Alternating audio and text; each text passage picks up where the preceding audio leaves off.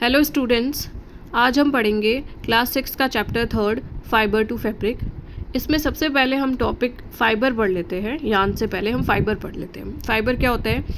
Thin strands of thread, मतलब कि जो बिल्कुल ही पतले से रेशे होते हैं जिसको जोड़ जोड़ करके यान बनाते हैं, थ्रेड लाइक स्ट्रक्चर बनाते हैं जिसको बोलते हैं यान। ठीक है, तो ये जो पतले पतले रेशे होते हैं जिससे कि यान बनता है, तो उन पतले रेशों को हम क्या बोलेंगे? थिन स्ट्रैंड्स को हम क्या बोलेंगे? फाइबर बोलेंगे। ओके, नाउ व्हाट इज़ यान? It is a long twisted and continuous strand composed of interlocked fibre. मतलब लगातार जो कंटिन्यूस मतलब कि जो लगातार फाइबर को हम जोड़ जोड़ करके एक थ्रेड लाइक स्ट्रक्चर बनाएंगे, इसको बोलते हैं यान। और इसी यान से ही क्या बनता है? यान को जब हम बाय निटिंग प्रोसेस से या फिर बाय वीविंग प्रोसेस से आगे चल करके क्लॉथ बनाएंगे। ठीक है, इसी यान से। Now what is fabric? Fabric क्या होता है? फैब्रिक मतलब कपड़ा होता है। It is made up of yarn and yarns are further made up of fibre. Okay, now types of fibres. Okay, fibre क्या होते हैं? एक तो होता है नेचुरल फाइबर और एक होता है सिंथेटिक फाइबर। नेचुरल फाइबर क्या होता है? जो कि हमें या तो एनिमल से मिलेगा। अब एनिमल्स में किससे मिलेगा? सिल्क या फिर वूल से। और प्लांट्स में हमें किससे मिलेगा? जूट या फिर प्लांट से हमें कौन सा फाइबर मिलता है? जूट या फिर कॉटन। ओके, नाउ अब सिल्क फाइबर कैसे मिलता है हमको? Silk fibre can be procured from cocoon of silk worm. Silk worm क्या होता है कि एक इंसेक्ट होता है। ओके, उसमें एक स्टेज आती है कोकून स्टेज, जिसमें कि जो सिल्क वॉर्म जब एग्स देते हैं, एग्स के बाद में जो कोकून स्टेज होती है, मतलब कि जो छोटा सा कैटरपिलर है, ये अपने चारों तरफ एक सिल्क लेयर बना देता है। अब उस सिल्क के जो लेयर है उसको हम ले लेते हैं कोकून स्टेज से। उसी से फिर क्या बनता है? सिल्क फाइबर बनता है। Okay, now wool is acquired from the goat and the sheep and from the hair of yak, rabbits and the camel. Okay, ये हो गया हमारा सिल्क एंड वूल। और प्लांट से हमें जूट एंड कॉटन मिलेंगे, जो कि हम अभी पढ़ेंगे बाद में। ना व्हाट इज सिंथेटिक फाइबर? जो कि मैन मेड होता है, जो कि मैन बनाते हैं, ह्यूमन बींग्स बनाते हैं by using the chemical substances. इसके एग्जाम्पल है nylon, acrylic and polyester. Now अब हम कॉटन के बारे में पढ़ते हैं। कॉटन क्या होता है? Cotton plants are grown at the places having warm climate. Cotton plants हमेशा वहाँ उगेगा जहाँ का क्लाइमेट क्या है? वार्म है। और इसके लिए ब्लैक सॉइल चाहिए होती है इसकी कल्टीवेशन के लिए। इसमें स्टेट्स कौन कौन से होते हैं? पंजाब उगाता है कॉटन, गुजरात, मध्य प्रदेश, कर्नाटका, महाराष्ट्र, ये सभी स्टेट्स कॉटन को उगाते हैं, कॉटन कल्टीवेट करते हैं। अब क्या हुआ? Cotton plants be a fruit of lemon size known as cotton balls. Cotton plants का जो फ्रूट होता है वो लेमन की साइज़ के जितना बड़ा होता है, और जब ये मेच्योर हो जाता है, पक जाता है, बड़ा हो जाता है, तो ये क्या हो जाता है? बर्स्ट हो जाता है। मतलब बर्स्ट मतलब इसके चारों तरफ क्या हो जाती है? कॉटन की लेयर आ जाती है इसके सीड्स की तरफ, जो कि इसके सीड्स को कवर कर देता है। मतलब सीड्स अंदर होता है और इसके चारों तरफ क्या हो जाता है? कॉटन लगी हुई होती है। और हम इसी कॉटन फाइबर को जो है वो हैंड से फिर निकालते हैं, उसके सीड से अलग करते हैं। और इसी प्रोसेस को क्या कहते हैं? गिनिंग कहते हैं। गिनिंग क्या होती है? It is a process of separating the cotton fibre from the cotton seed. Cotton seed को कॉटन फाइबर से हम अलग करते हैं, और ये हैंड से भी कर सकते हैं और लार्ज स्केल पे जो है वो मशीन से भी कर सकते हैं। नेक्स्ट है हमारा jute. It is obtain from the stem of the plant. Okay, जो प्लांट होता है उसकी स्टेम से हमें मिलता है जूट। ये रेनी सीजन में कल्टीवेट होता है, जैसे कि कॉटन है वो तो वार्म क्लाइमेट में होता था, जूट है वो रेनी सीजन में होता है। कौन कौन सी स्टेट्स में? बिहार में, आसाम में और वेस्ट बंगाल में।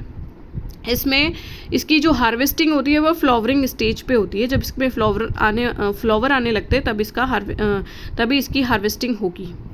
इसमें क्या होता है कि जो स्टेम्स होती है उसको 4 से 5 दिन के लिए पानी में हम डुबो के रखते हैं, जिससे कि क्या हो जाता है? वो सड़ गल जाती है स्टेम्स, और फिर उसके अंदर से फाइबर निकलने लग जाते हैं और इसी फाइबर्स को जो है वो हैंड से पकड़ लेते हैं, कलेक्ट कर लेते हैं इन फाइबर्स को और फिर इससे यान बनाते हैं.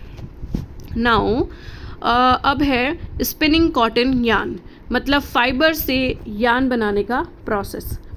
Spinning is the process of constructing the yarn from the fiber.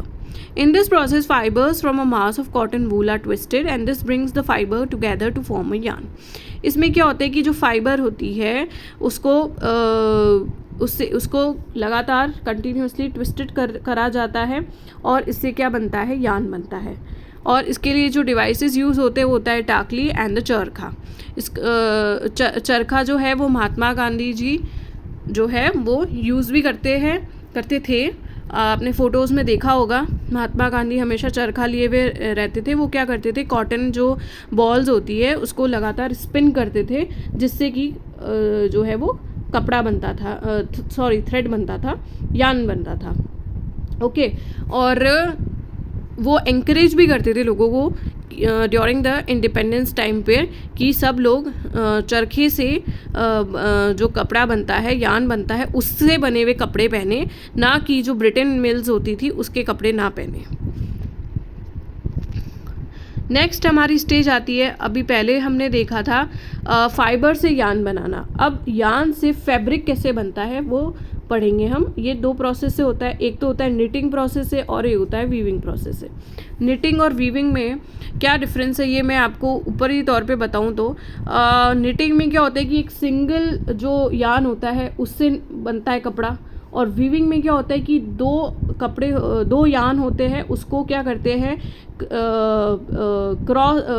आपने देखा होगा जैसे मैट कैसे बनता है प्लस फॉर्म में, मतलब एक तो हॉरिजॉन्टली एंड देन वर्टिकली, इस फॉर्म में उसको इंटेंगल्ड करके बनाते हैं कपड़े को, उसको कहते हैं हम वीविंग. ठीक है. नाउ अब हम इसको डिस्कस करते हैं.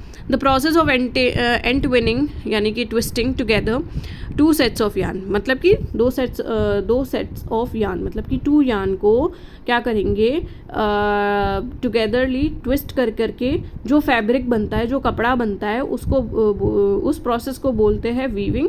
और ये हैंड से भी बनता है, उसको बोलते हैं हैंडलूम. और मशीन से भी बनता है, वो कौन सी मशीन से, वीविंग मशीन से भी बनता है. Now knitting. In this process single strand use होगा, अभी मैंने बताया आपको.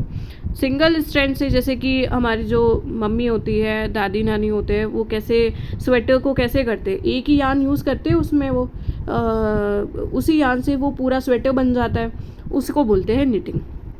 इसके एग्जांपल्स है सॉक्स, स्वेटर्स, मफलर्स एक्सेट्रा. और ये हैंड से भी हो सकता है, मशीन से भी हो सकता है. Now the last topic of this chapter is the history of clothing material.